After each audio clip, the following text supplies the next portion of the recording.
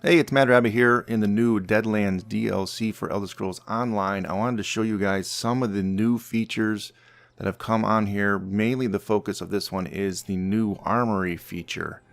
Let's bring up the Crown Store, because under featured, as of right now, you scroll down, the Armory Station, which is a furniture item, is free. So I would very strongly urge people to grab this up now. I'm assuming it's going to stay free, but I don't know this. So I don't know for certain it's going to remain free.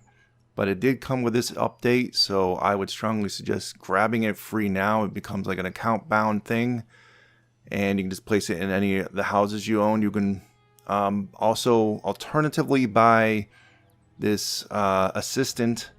I won't even try to pronounce this guy's name. He's pretty much just like some of the other assistants that you can summon on the spot. He has some limitations though. So my understanding is like you cannot use him in certain PvP areas, like it says here in the description, Cyrodiil, Battlegrounds, and probably some other areas. I know trials, and I'm not so certain about dungeons, but I think you're not able to use it in dungeons. So for those of you that are on PC, you may still want to keep some of your add-ons that maybe allow for build changes still. That's a little bit, but I guess it depends on your play style. Also, you come with 2 slots already unlocked, so you can swap between 2 different builds for your character, and I will show you this real quickly here. But you can buy more here in the Crown Store from now on for 1,500 crowns. So you can go up to 10, as you can see there. Now, I'll just show you this furniture item, but it's the same interaction with the assistant too. Go in there, and you have your 2 builds, and you can unlock the further builds. So let's just say, oh, I wanted to change the name of this one. So you just hit your build settings. You can change the different icons to whatever icon you want, and then change the name. Well, I'll just put 1. How's that? Bam. There you go. Save your build. Save.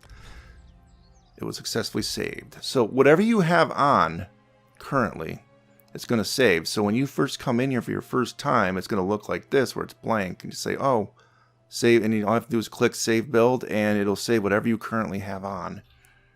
And it'll keep these things in record for you. So your CP points, the allocated things for your CPs, will be saved. Apparently, I don't know this for certain, but I've heard people say you don't have to pay now for upgrades or to change these things. So I know it's like 3,000 gold for CP changes, and it's. Oh, I wanted to make it clear here that it wasn't about you're not getting free upgrades, and I said it was free upgrade. No, I was wrong there. You're not getting free upgrades, and it's not free to respec your character, but it is free if you have, on one build, you have this setup, and in another build you have a that setup. So it will respec it for you for free, is what I should say, if you have 2 different saved builds. So I may have misspoke in that previous section. But it'll keep all your stuff. You can actually change, like if you have multiple outfits also, you can keep that also. And so as long as you have these items in your personal inventory. Now if they're in your bank, my understanding is this doesn't work. It has to be on your personal inventory. So you can see here, I'm going to mouse over one of these items. It says, if you see it on the description of this particular item, go down to the bottom where it says Armory Builds. It'll tell you which builds it's being used for. Now, I can't really demonstrate it here because I don't have a second build for this guy right now. But I would make sure you keep your other builds, the equipment for your other builds in your inventory.